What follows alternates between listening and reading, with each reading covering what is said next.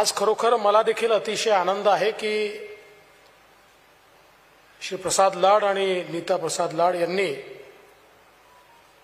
गेले 25 वर्ष जी मेहनत केली त्या मेहनतीतून एक अतिशय मोठा क्रिस्टल परिवार हा उभा राहिला आणि इंटिग्रेटेड फॅसिलिटीज मॅनेजमेंट मध्ये एक देशभरात ओळखलं जाणारं नाव म्हणून क्रिस्टलकडे आज पाहिलं जातं। जवळपास 14 राज्यांमध्ये विविध प्रकारच्या फॅसिलिटीजचं मॅनेजमेंट करणं, हॉस्पिटल्स असतील, एअरपोर्ट्स असतील, मेट्रो स्टेशन्स असतील, स्कूल्स असतील, कॉलेजेस असतील,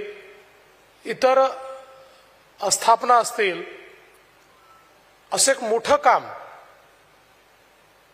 हे गेल्या 20-25 वर्षात त्यांनी उभं केलं आणि आज त्याचं लिस्टिंग होत आहे। ही खरोखर मला असं वाटतं की अतिशय आनंदाची गोष्ट आहे आणि आमच्या सगळ्यांकरता एक आमचा मित्र म्हणून अतिशय अभिमानाची गोष्ट आहे की त्यांनी या स्थितीपर्यंत या कंपनीला पोहोचवलं। आज आपण पाहू शकतो की देशामध्ये माननीय प्रधानमंत्री मोदीजींच्या नेतृत्वात ज्या प्रकारे आपल्या अर्थव्यवस्थेचा विकास होतोय, जी गती अर्थव्यवस्थेला मिळालेली आहे आणि विशेषतः ज्या प्रकारे सर्व्हिस सेक्टर एक्सपांड होत आहे, त्यामुळे मोठ्या प्रमाणात नवीन अपॉर्च्युनिटीज तयार झालेल्या आहेत आणि या अपॉर्च्युनिटीज विशेषतः